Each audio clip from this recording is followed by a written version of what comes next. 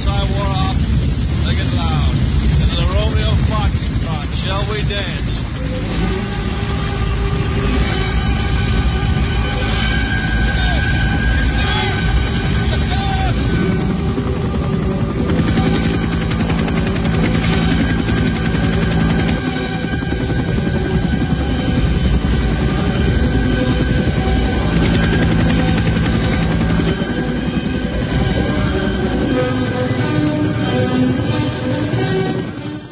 All right. That should probably do it. Yeah, I like to come in low and hot before we start the show to flush out the enemy, newspaper reporters. But they're getting harder to find than honest Democrats. Just you can't. Now we just have to thin them out up there at the old social media sites and Google. That's going to be a tough one.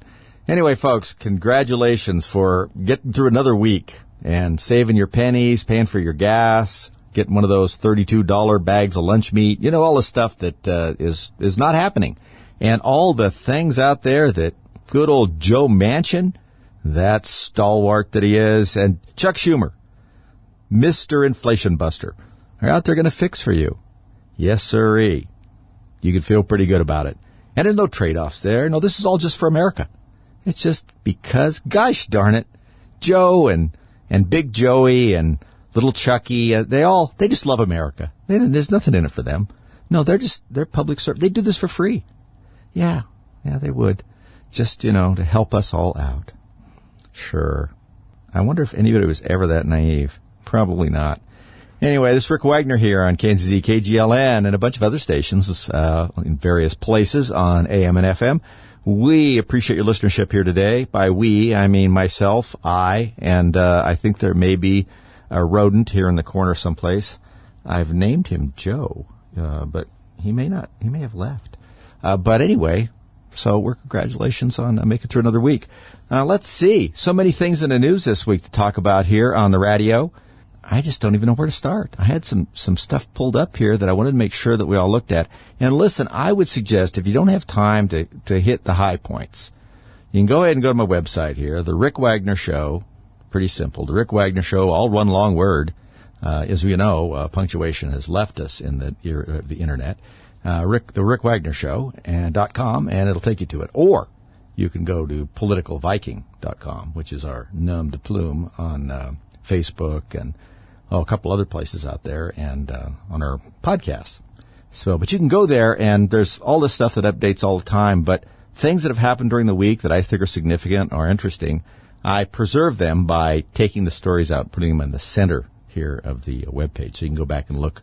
Geez, I don't know how far back you can go. You get to the bottom, and I think we got 3,000 posts over there over the years. You can go way back and look at stuff. But, you can get this last week or something and take a look at that. We're not selling anything.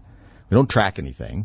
It's just there. I use it sort of as a page that I like to look at, so it reminds me to talk about some things. And then I like to get information out to folks because, remember, information for you folks out there is really power because you're the front lines, right? You're in the trenches, as it were. Without information, it's hard for you to be able to make your point. You want to be able to have the facts. You want to have the stories, know what's going on. And, I want to try and provide as much of that as we can. And so that's what we do this for. Like I said, we also have a Facebook page, too. I think it's under Political Viking or something. I'll have to look at that. And we put a lot of stuff out there on there, too. Like I said, we don't sell anything. No, and there's no content you have to pay for or anything like that. Although a couple people suggested I start writing something on Substack. Since last year I stopped writing for the newspaper. I have a yen to do that once in a while, and I don't want to fill up the Political Viking page with too much of my own writing. So we'll take a look at that.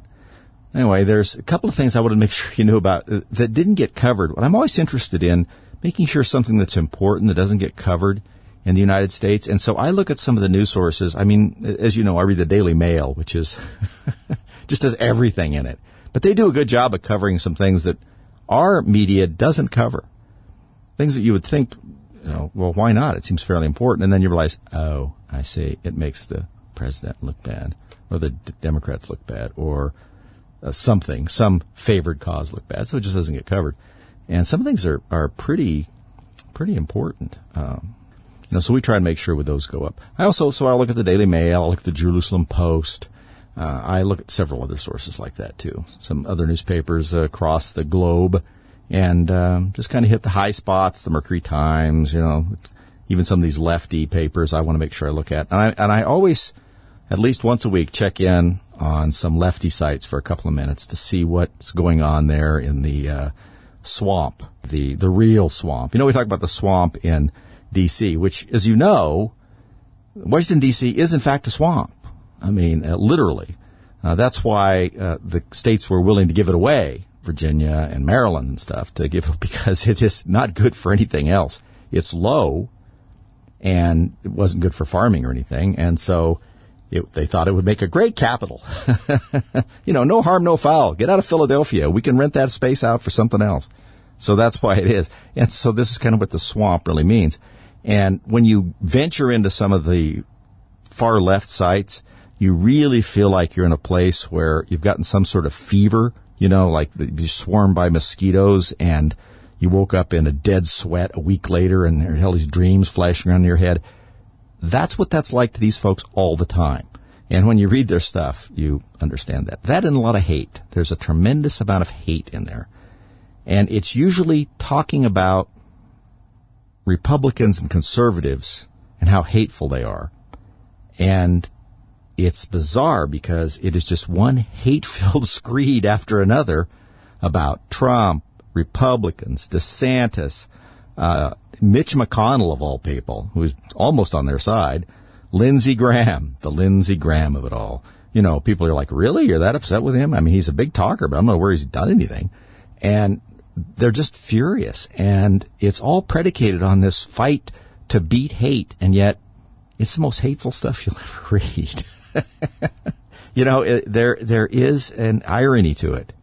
It's a real irony to it. It's totally unknown to the people who are writing it, but from the outside, it's very strange and a little dangerous around the edges, too. Talk about conservatives all the time. I mean, except for some really far-out stuff out there on the right, it seems like much less of that nonsense.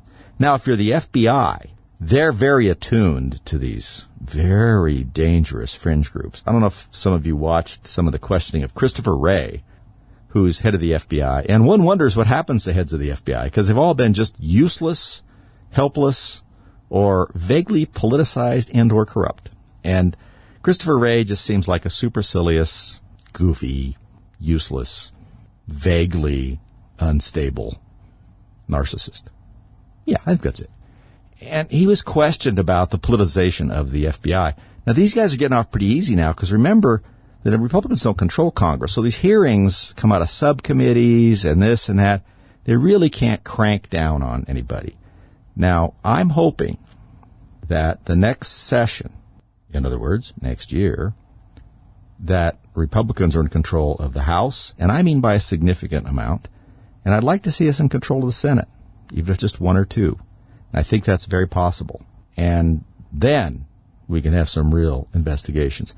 For a long time I resisted this, and I know people I talked to, even up to like 6 or 7 months ago, were like, geez, I hate to see us go back and do what the Democrats been doing and investigating everything and endless things. We should just get on with the business of the American people, which is true. Unfortunately, it's now become so obvious that the business of the American people, it needs to root these devils out of here, They got to go. Most of them are incompetent, ideologues, politically biased in everything, including the administration of justice. I'm sorry, that is the business of the American people, is to get that out of there. So I've changed my mind. I think we have to have some very serious, very targeted, and consequential hearings. I don't want to hear a bunch of show stuff like the January 6th committee that the Democrats are doing. I'd like to see targeted, very specific investigations. And let's see what these guys have to say. And I think we're going to find some crazy stuff. I also think that we're going to find some things that have miraculously disappeared after this next election from records. Accidentally, of course. I'll be right back.